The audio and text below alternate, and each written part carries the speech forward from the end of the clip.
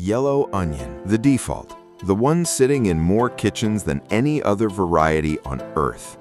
Yellow onion is not a single cultivar. It is a market category covering dozens of different varieties that share the same golden, dry skin and similar shelf behavior. Grocers grouped them together because they looked alike and acted alike. Peel one open, and the layers move from sharp and aggressive near the outside to progressively milder and sweeter toward the center.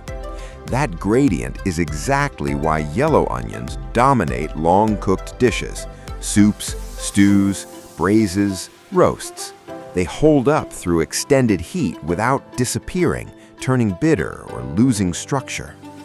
Traveled west from Central Asia along ancient trade routes carried by armies and merchants across the Mediterranean across centuries. The workhorse of the entire onion category. Everything else gets compared to this one. White onion. Sharper and more pungent than yellow, yet it is the preferred raw onion across Mexican and Central American cooking. That seems backwards until the reason becomes clear. The aggressive bite fades faster than yellow onion does. Drop white onion into a fresh salsa, and by the time it reaches the table, the sharpness has already mellowed, leaving behind a clean, bright flavor without the lingering heat yellow onion carries. The flesh is slightly crisper, the outer skin sits tight and smooth, and the color inside is noticeably whiter than yellow varieties. Most accounts trace the white variety to European selective breeding, carried to the Americas through colonization, where it found a permanent home. Pico de gallo, ceviche, street tacos, and fresh tomato sauces are its primary territories today. Red onion. Looks dramatic and tastes like it means it, but cook it and something unexpected happens. The color disappears almost entirely. That deep purple, red comes from chemicals in the same family as what colors blueberries and red cabbage. Those pigments dissolve in water and collapse under heat. Roast a red onion and it turns dull brown, nothing like what went into the pan. Leave it raw and every bit of that vivid color stays intact.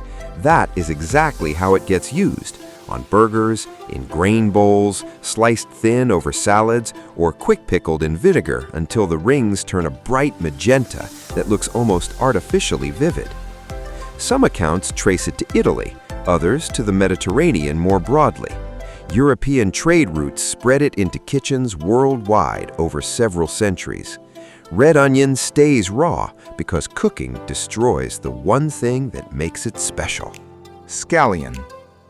The word traces back to Ashkelon, an ancient port city on the eastern Mediterranean coast in what is now Israel.